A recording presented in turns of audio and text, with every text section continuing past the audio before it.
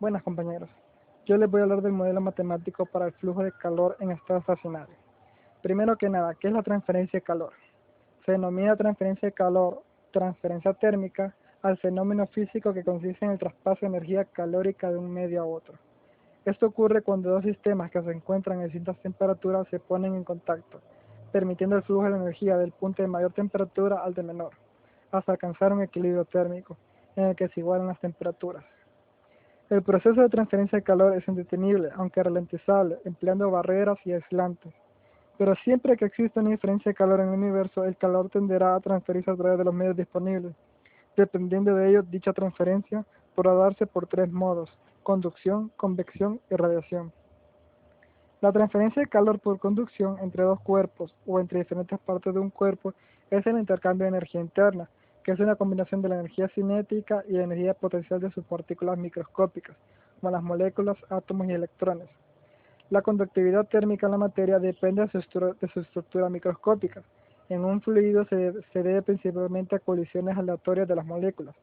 En un sólido depende del intercambio de electrones libres, principalmente en los metales, o de los modos de vibración de sus partículas microscópicas, dominantes en los materiales no metálicos.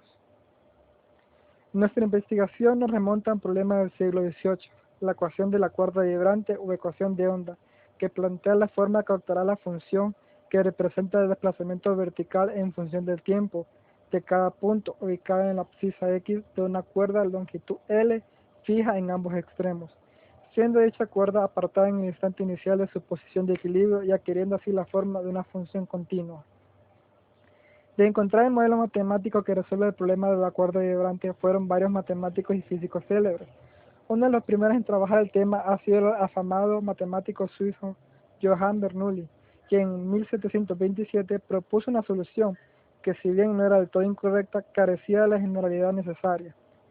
En 1746, el matemático francés Jean D'Alembert encontró el modelo matemático que representa ese fenómeno, que consistía en la ecuación diferencial parcial que miran en la diapositiva. Daniel Bernoulli en 1753 presentó la solución de la ecuación de la forma donde los coeficientes de K dependen de las condiciones iniciales. Así, según Bernoulli, la cuerda oscila simultáneamente con varias frecuencias mediante la superposición de ondas senoidales y cosenoidales, planteando de esta manera la posibilidad de desarrollar funciones en series trigonométricas. Aun siendo correcta la solución de Bernoulli, generó varias críticas por parte de sus colegas, en particular D'Alembert y Euler, que se rehusaban a admitir que una función general pudiera ser expresada en términos de series infinitas de funciones trigonométricas. A pesar de todas las críticas, Bernoulli estaba en lo correcto, y su propuesta de desarrollar en series trigonométricas fueron arbitrarias, serían retomadas más tarde por Fourier, y en cuyo trabajo constan las bases analíticas que demuestran la posibilidad de dichas expansiones. El matemático y físico francés Joseph Fourier fue pionero en el estudio de transferencia de calor en sólidos y fue quien dedujo la denominada ecuación de calor. En su concepción moderna, la transferencia de calor se inició hace 200 años, cuando Joseph Fourier presenta en París sus primeros resultados sobre la propagación de calor en cuerpos sólidos, esquivando las complicadas polémicas reinantes en su tiempo sobre la naturaleza del calor. Fourier desarrolló su tesis sobre la propagación de calor en cuerpos sólidos. Para poder desarrollar su planteamiento, tuvo que crear una original herramienta matemática que le permitiese resolver las dificultades y explorar los alcances y aplicaciones de su teoría. En su exposición, Fourier aplicó su método a problemas de flujo de calor en estado estacionario y no estacionario, resolviendo problemas de transferencia de calor en cuerpos sencillos como una esfera, un cilindro y una pared. La ecuación de calor de Fourier, la cual consiste en una ecuación diferencial parcial que trataremos en sus versiones unidimensionales, y la resolución de estas ecuaciones pueden realizarse utilizando el análisis real, que ahí es donde aparecen las series de Fourier, como también desde el análisis complejo. Ecuación de calor unidimensional. Imaginemos una variedad delgada de longitud L, ubicada a lo largo del eje X, y sea una función U, la función de temperatura en cada punto de la misma y en cualquier instante t. En ese modelo se considera que la temperatura es una sección transversal A, es la misma para todos sus puntos, dependiendo solamente de su posición X. Se considera así un elemento comprendido entre dos secciones, ubicadas entre X y Y.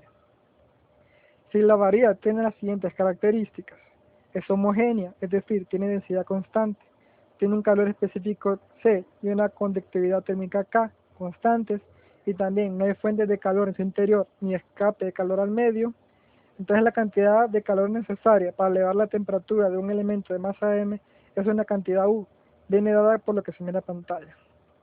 Para encontrar una solución a la ecuación diferencial parcial es necesario especificar además condiciones iniciales y condiciones de frontera. Las condiciones iniciales denotan la distribución de la temperatura en el estante inicial, y las condiciones de frontera indican las restricciones que debe satisfacer la función de temperatura o sus derivadas en los bordes o fronteras de la región. Y ahora miraremos la solución de ecuación de calor mediante separación de variables. En este ejemplo se busca determinar la distribución de temperatura U en una variable de longitud L con temperatura inicial f de x y cuyos extremos se mantienen a temperatura constante nula.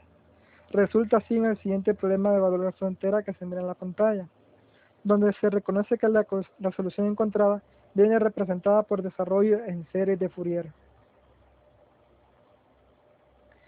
Ahora miraremos factores de forma y convección. Para situaciones de flujo de calor en dos dimensiones, se recurrió en el pasado a la estimación de factores de forma S. Estos últimos eran calculados en base a métodos gráficos y permitían tratar un problema dado como si este fuese simplemente un caso de flujo de calor unidimensional, con el factor de forma realizando las correcciones necesarias para compensar el efecto en dos dimensiones. Existe una abundante literatura un tanto antigua en la cual se tiene expresiones para factores de forma aplicables a una gran cantidad de situaciones. Todos los valores de S citados adolecen, sin embargo, de un defecto en común: saber que en todos los casos se supone que las fronteras de los objetos están todas a la misma temperatura, situación difícilmente conciliable con la realidad, en la cual condiciones variantes de convección crean temperaturas diferentes sobre la superficie de los objetos, a través de la cual se transfiere calor. Se ha retomado un ejemplo bastante común en los textos de transferencia de calor, a saber el de un ducto circular rodeado por un aislante de sección cuadrada. Dichos textos indican que el factor de forma para esta situación puede calcularse por medio de la siguiente relación. Y ahora, campos de temperatura y flujos de calor. En transferencia de calor se extienden las bases de la termodinámica clásica hacia problemas en donde se estudian propiedades físicas en el espacio y en el tiempo. Los procesos de transmisión de calor aparecen en sistemas que poseen regiones a distintas temperaturas, de forma que en el campo T están en las 3 dimensiones y también en el tiempo. Es una variable fundamental en los distintos modelos que estudiaremos.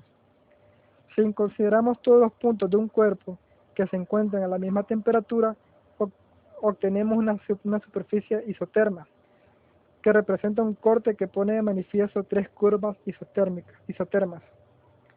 La temperatura varía en las direcciones que cortan a las isotermas y es máxima en la dirección del gradiente de las curvas. Observemos que el gradiente varía también en el espacio y su módulo depende de la rapidez del cambio t en la dirección n. Gráficamente, si las curvas se acercan al módulo, el módulo aumenta. Por otra parte, consideremos una superficie isotérmica diferencial. La superficie se define a partir de una normal, y supongamos que es atravesada por una cantidad de calor.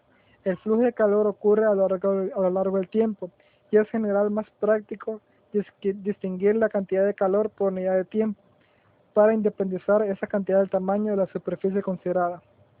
Se define la densidad de flujo de calor, según la siguiente diapositiva. Ley de Fourier. La ley de Fourier establece que el vector densidad de flujo de calor que pasa a través de una superficie isoterma es proporcional al gradiente de temperatura. El calor va desde regiones de mayor a menor temperatura, por ello el signo de negativo. El factor de proporcionalidad lambda es una propiedad física del material. Define la capacidad para conducir el calor y se denomina conductividad térmica. Este valor puede suponer en una temperatura gran cantidad de casos prácticos de comportamiento lineal respecto al de la temperatura. La validez de la ley de Fourier se ha demostrado en numerosos experimentos. La cantidad de calor que pasa a través de una superficie isoterma es el flujo de calor. Una objeción puede surgir en cuanto al comportamiento de los materiales. Aún ante un desequilibrio térmico. Se necesita un tiempo pequeño pero finito para que comience el flujo térmico. En la práctica, este tiempo es muy pequeño comparado con tiempos característicos de los cuerpos que tienen interés para nuestro estudio. Conclusiones.